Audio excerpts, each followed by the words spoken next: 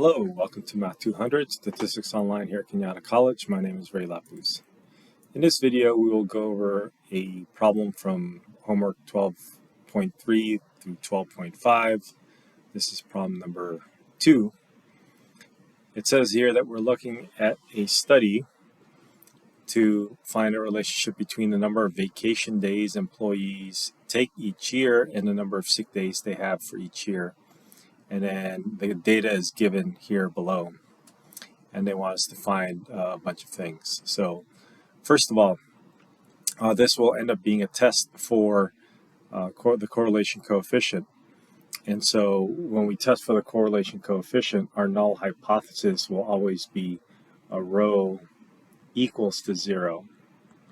And our alternative hypothesis will be rho equals not equal to 0. And just to put labels on these things, it is important to see what the results are. Rho equal to 0 actually says no correlation. And rho equal to 0 or not equal to 0, which means farther away from 0. And that would mean that rho would be close to plus or minus 1. There is correlation.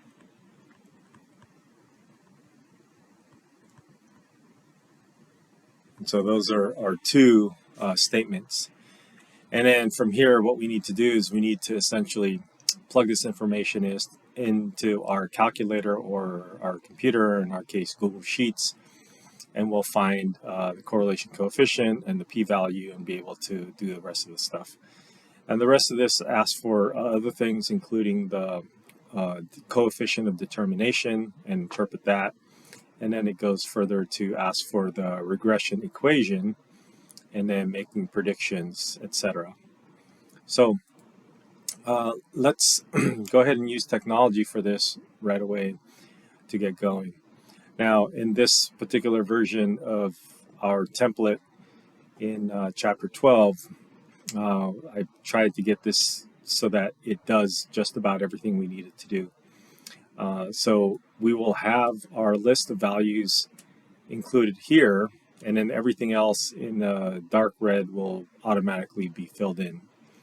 So here we will find the slope, and if you're curious, the command for that is the slope of this thing, and then it takes in the values. Actually, we probably don't need to go all the way up to 103, so let's stop that at 32. So let me fix this up while I'm doing this video. 32, and then this will also have to go to 32.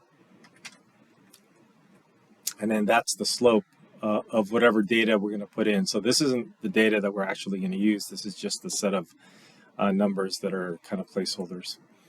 The y-intercept would be the same thing, and let's go ahead and change that to 32 so it doesn't go all the way down.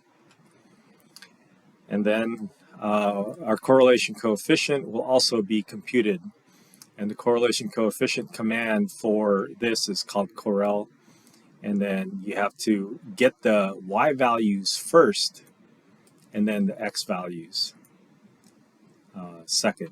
So your y list and your x list. This, by the way, was the same thing for the slope and the y-intercept.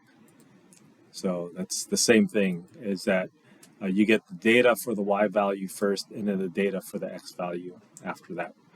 Same with the y-intercept, and same goes for the correl command, which is a correlation coefficient. The next is the determinant of the coefficient of determination, which is really just r squared. So you take the value of r, which is in the cell right above it, and then you caret to it to square it. Now the sample size counts how many non-zero values you have filled in here from our starting point to, I think we're putting 32 here. And so this is just a counter, and our degrees of freedom is whatever the n size is minus 2. So that takes care of that. Our test statistic will be running through this formula where we take r and then we multiply by the square root of n minus 2, and then we're going to divide by the square root of 1 minus r squared. So that's the formula that was given in the textbook, and that's a formula we're going to use to find our test statistic. Now this is a t-test statistic that is two-tailed, and so to find our p-value, we will use the t-distribution, 2t, two-tailed. Now it's possible that your test statistic will become negative, and that happens when your correlation coefficient is negative, and that happens when the slope is negative, etc. But this t-distribution function doesn't like negative numbers, and so we just put it on the positive side since this is symmetric about 0. And so we do that absolute value of that, and then we put in our degrees of freedom, which is given here, which is n minus 2. And then that's our p-value. Now, a couple more things that that is included in this template is the scatter plot with the trend line, they call it. So the trend line is the option. And so you would see the points that you're actually plotting here. They would be in blue. And then the trend line here is given in red. And that would be the equation of the line where you have the slope and y-intercept given here. Now, at some point, if you need to make predictions, like you need to put in a 2.5 value or something like that, you can go down here and you can put in any value you want, 2.5, and then you're going to get your prediction value here. And that's actually the value of y hat. So the value of y hat is given here. And just to be clear what this takes the slope, which is 0.02 in this, or negative 0.2 in this case, and then you're going to multiply by the x value, and then you're going to add the y-intercept to that, which is 4. Now, if you notice, if you know a little bit of programming in Excel or Google Sheets, the $sign here means that you're fixing the row and the column. So we actually are fixing the actual point here. We want this actual point, which is in the F5 column or F5 cell. And so if we're looking at that F5, it's given here in F5. What the $signs allow us to do is to take this and click and drag, and then it'll keep the F5 as your actual value. And it's not going to change this. Now, the A3, which is the X value, will be changing as you click and drag, but the slope and the y-intercept will not change and will remain whatever these numbers are. So that's what the $sign does, in case you're curious. So we don't need all of this, so let's get rid of those numbers. And then now, I think with the explanation of what's going to happen on this page, we can type in our actual data set. So let's do that. We'll put the vacation days in the first column as the X values, and then we'll put the other values in the Y column. So we have the X values already put in.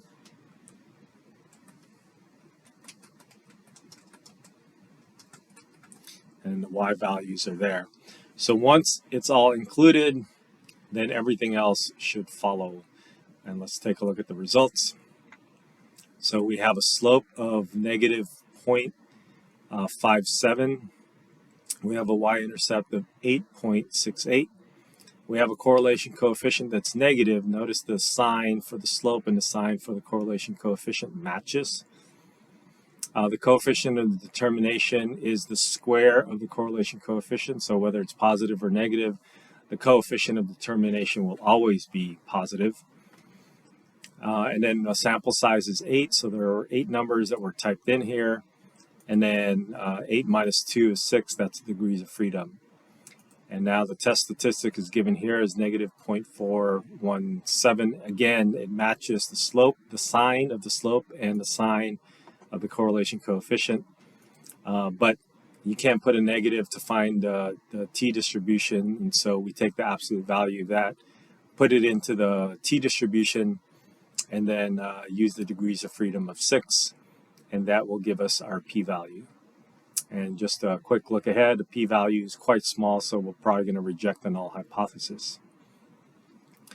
Here's the graph in case you're interested in looking at it. We have the points given here, and then we have the trend line given here. So you can see that line is a decreasing line going from left to right, which means we have a negative slope. Okay, let's fill in the answers. And so we'll start with the correlation coefficient. Let's see if we can keep this in view as we're typing it in, or as we're entering our values. So our correlation coefficient is going to be R, and it is a negative number again, so it's negative 0.8774. So I think 87 is good enough for 2 decimal places. Our p-value is given, that's our correlation coefficient. Now our p-value is given down here as 0.0044 or 45, 0.0045, and that's rounded off to 4 decimal places. And so we think to ourselves, that since our p-value is less than alpha, we got a small number less than 0.05, and if there is no alpha, or there is an alpha, so 0.05, and then you got 0.0045. So that's less. We're going to reject the null hypothesis. Remember that the null hypothesis says that there's no correlation. So we're going to reject the statement that says there's no correlation. So there is correlation is going to be our conclusion. There is correlation. Because we rejected the statement that says there is no correlation. So, statistical significance that the employee takes more 6 days. So that doesn't talk about the correlation. It talks about some association, or it talks about maybe a causation kind of thing. And one of the things that you learn quite a bit when you're studying this is that correlation doesn't mean causation. It doesn't mean one causes the other. So I don't think we can conclude that. The next one, there is statistical significant evidence to conclude that there is correlation between. Okay, this looks good. Let's cross this one out. Let's temporarily check this, but let's read the others. There is statistical significance to conclude that employees take more vacation days will take out more sick days. Again, we're not assuming or implying something causes another, so we can't conclude that. And there's statistical significance to conclude that there is correlation between the number of, and then thus use a regression line is not appropriate. So I don't know why they included this. Oh yeah, because they included this. So if there is correlation, the regression line is useful. If here they're saying that there is correlation, but it's not useful, so that's not our case. So we're going to select the second one. And then now the R squared. So the coefficient of determination as R squared, I think that is given here. So that's 0.7648. I guess to 2 decimal places is this. And this is the one that usually gets interpreted as a percentage. So we're looking at 76%. And what this is saying is that 70% or 76% of the population is actually, or can be, explained by the regression line. So let's see if there's something to that effect in any of these statements. So the first one, there's 76% chance regression will be a good predictor for a number of sick days. That doesn't quite talk about the regression line per se. Also doesn't talk about the variation of things that could happen. So let's put a question mark here and call that a maybe. 76% of employees will, on the average, will take the average number of sick days. I think if there was no correlation, that might be a good answer, but since there is correlation, let's cross that out. And the next one, there is a large variation in the number of sick days employees take, but if you look at all employees with a fixed number of vacation days, this variation on average is reduced by 76%. Now, I think this is the closest one so far to the idea that this is explained by the regression equation. So let's put a check mark there, and then I think we can cross this out, and let's see if the last one is going to be any better. Given any group with a fixed number of vacation days, 76% of all employees will take the predicted number of sick days. That one looks interesting also, but I think the idea is that we want to look at we want to look at the variation that is explained or not explained by the regression equation. And so I still think it's going to be, I think it's going to be this third one. So let's mark that. All right. So that takes care of the r and r squared. We continue this problem here. And then they ask us to find the regression equation. This is the y hat. So we have the slope and y-intercept given. And so let us include that. Now the slope, remember, is the one next to the x. So that's a negative point. That's the negative 0.57, 2 decimal places. I think that's good. And then the slope, that's the slope. And the y-intercept is 8.68. And that's the equation of the line. And then they say use the model to predict the sick days. So here's the key. If we have no correlation, then your prediction is just going to be the average for everything. But since we do have correlation, we actually get to use our value. So we want to figure out if somebody takes 8 vacation days, how many sick days are they going to take. So let's go back here and let's go under the predictions. And here's a prediction where you put in the x value. So the x value is 8, and once you press enter, it's automatically going to calculate this because it's using the slope and the y-intercept that's given above. So somebody who takes 8 vacation days will generally be taking 4.1 sick days. So number of sick days is going to be 4. Well, they want to round off to the nearest whole number, so I think that's just going to be 4. All right. Interpret the slope. The slope of the regression line in the context of the question. As x goes up, y goes down. Well, that's certainly true. I'll put a check mark here, but that's not exactly looking at the context. So the next one, for every additional vacation days taken, employee will on average take 0.57 fewer sick days. So this is the 0.57 they're referring to. And so for every step in the x, your y goes down by 0.57. So this certainly is the interpretation for the slope. But let's read the last one. A slope has no practical meaning since a negative number can occur in vacation days. So I don't think that's true because we're not talking about a negative vacation. It's just fewer number of them. So it's not the last one either. So our general trend as x goes up, y goes down is true, but it doesn't address the context of the question. So we can cross that out as well. All right. This is our choice.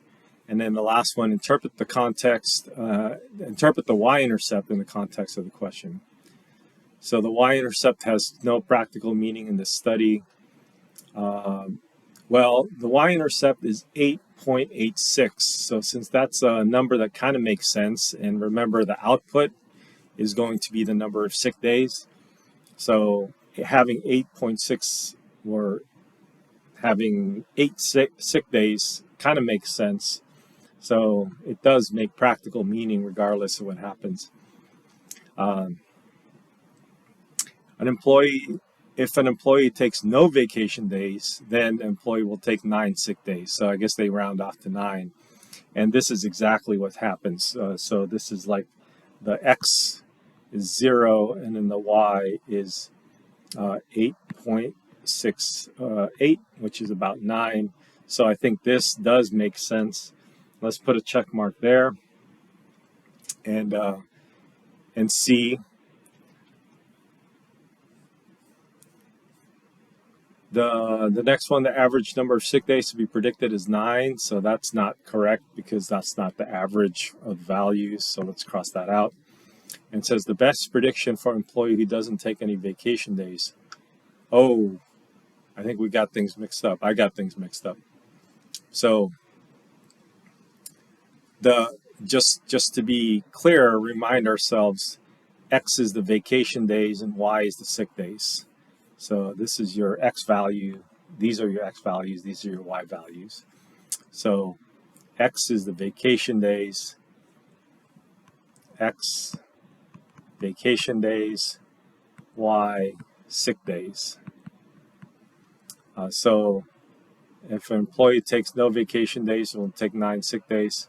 So that kind of made sense. But the last one, the best prediction for an employee who doesn't take any vacation days. So vacation days equals 0. And the employee they take 9 sick days. So Y is equal to 9. So this one also makes sense. Let's compare these one. So I think the last one is a little bit better than the second one because we're talking about the best prediction. And so we're not guaranteeing that the employee will take 9 sick days. We're looking at more of a prediction. So I think they're kind of saying the same thing, but the last one has a more statistical, deeper meaning. And so we'll select that one. Okay. And I think that's it. So that's the end of that video, or this is the end of the video. This is the end of this problem. And yeah, I hope this helps. And we will make this available, as a template available for you so that you can do your problems. Okay, good luck.